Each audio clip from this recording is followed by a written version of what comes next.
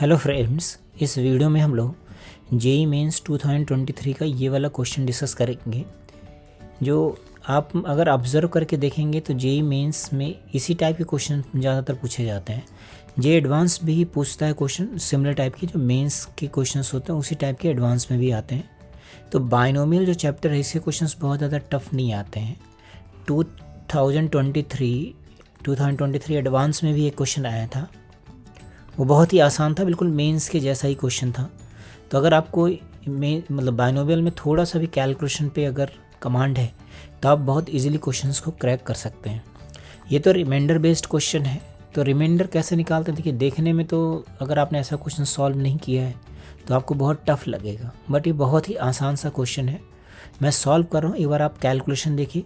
Calculations को skip ना किया करें। आपको लगता है कि कैलकुलेशंस उतना ज़्यादा इंपॉर्टेंट नहीं है, बट सबसे ज़्यादा जो रोल प्ले करती हैं कैलकुलेशंस ही रोल प्ले करती हैं सिलेक्शन में। जितनी ज़्यादा स्ट्रॉन्ग हमारी कैलकुलेशन होती है उतनी अच्छी रैंक आती है। तो जैसे यहाँ पे देखिए 22 लिखा हुआ है, हमें क्या रिमाइंडर निकालना, on division bye 3 and on division bye 7। तो हम लोग 3 और 7 पे फोकस करेंगे। तो ये जो नंबर है 22 to the power 2022 and 2022 to the power 22। तो सबसे पहले आप ये देखिए, क्या 2022 3 से डिविजिबल है? 2022 ये तो 3 से डिविजिबल है क्योंकि ये 6 का मल्टीपल है, तो ये तो डिविजिबल है। इसका मतलब इसकी पावर कितनी भी कर दें हमेशा डिविजिबल होगा।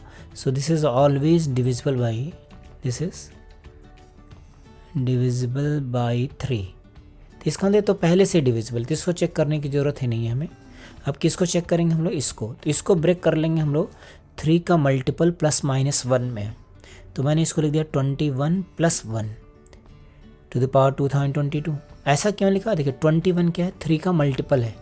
तो जब भी आप ब्रेक करेंगे तो यहाँ पे 3 का मल्टीपल या जिससे भी डिवीजन करना है उसका मल्टीपल और साथ में +1 या -1 होना चाहिए। इस तरह से हम लोगों ने ब्रेक कर लिया। अब इसको जब आप ओपन करेंगे तो मैंने एक प्रीवियस वीडियो में भी बता रखा है, इसको कितना हो जाएगा 21k + 1। तो ये तो 3 से डिविजिबल है, तो रिमाइंडर कितना आ गया 1। देयरफॉर रिमाइंडर अल्फा जो पूछा था आपकी वैल्यू कितनी हो गई? 1 हो गई। अब मैं एक बार फिर से बता देता हूँ कि ये हम डायरेक्टली क्यों लिख ले रहे हैं। जब आप इसको एक्सपेंड करेंगे, जैसे मान लीजिए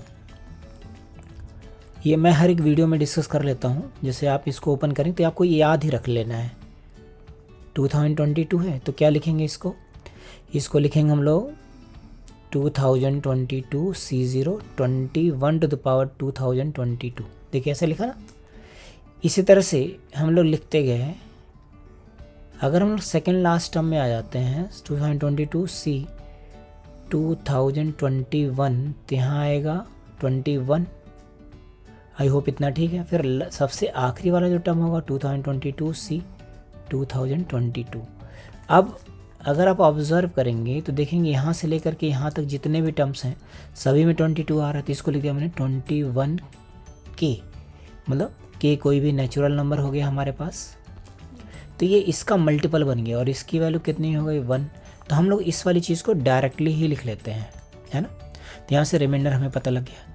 अब अगले वाले पार्ट में ये कह रहा है कि हमें 7 से डिविजिबिलिटी चेक करनी है। तो 22 to the power 2022 and 2022 to the power 22। अब देखिए 7 से क्यों डिवाइड होगा? 21 डिवाइड होगा, है ना। क्या लिखेंगे? 21 + 1 टू द पावर 2022। और आप यहाँ पे इसको 23 भी लिख सकते हैं और 21 भी लिख सकते हैं। तो जो 23 है आई थिंक वो डिविजिबल हो जाता है। एक बार चेक करके देख लेते हैं हम लोग। 2023 क्या ये 7 से डिविजिबल है? तो yes, it is divisible by 7, divisible है। तो हम लोग क्या लिखेंगे इसको? 2023 - 1 टू द पावर 22। ऐसा लिखने का ऑब्जेक्टिव ये भी रहता है, यहाँ माइनस मतलब 2023 ही होना चाहिए था, क्योंकि हमें जो 1 है वो आखिरी में कैंसिल आउट करते हुए मिलेगा, है ना। तो जैसे आप इसको क्या लिखेंगे? 21 लैम्डा + 1 डायरेक्टली लिख लिया हम लोगों ने। बार बार आपको ऐसा ओपन करने की ज़रूरत नहीं है, है ना। तो ये आप कैलकुलेशन से इजीली पकड़ सकते हैं कि जब भी आपको करना है तो इस तरह की चीज़ों को डायरेक्टली लिख लेंगे। ऐसे ही अब इसकी जो पावर है वो इवन है, पावर इवन है मतलब आखिरी वाला जो टर्म होगा वो पॉजिटिव होगा। तो यह जाएगा 2023 म्यू प्लस का 1। अगर ये पावर ऑड होती तो आखिरी में वैल्यू -1 हो जाती है ना, 1 है यहाँ पे तो -1 हो जाता। अब आप यहाँ से 7 कॉमन कर लीजिए, 7 कॉमन करेंगे तो क्या मिलेगा 3 लैम्डा प्लस 289 म्यू प्लस 2। देखिए ये सब तो डिविजिबल है तो रिमाइंडर पता लग गया यहाँ पे फिर से। तो रिमाइंडर कितना हो गया, रिमाइंडर आ गया हमारे पास, रिमाइंडर बीटा है ना, रिमाइंडर बीटा की वैल्यू पता लग गई 2। आपको क्या निकालना है, आपको निकालना है alpha square plus beta square, तो हो जाएगा 1 square plus 2 square that is 5। यही आंसर हो गया। तो देखिए जैसे आप इस तरह का अगर एक क्वेश्चन सॉल्व करते हैं तो सिमिलर टाइप के बहुत सारे क्वेश्चंस होते हैं जो आपसे सॉल्व हो जाते हैं। तो आई होप आपको समझ आया होगा और इस चीज़ को ध्यान में रखिएगा है ना, डायरेक्ट लिखने का। Okay, thank you friends.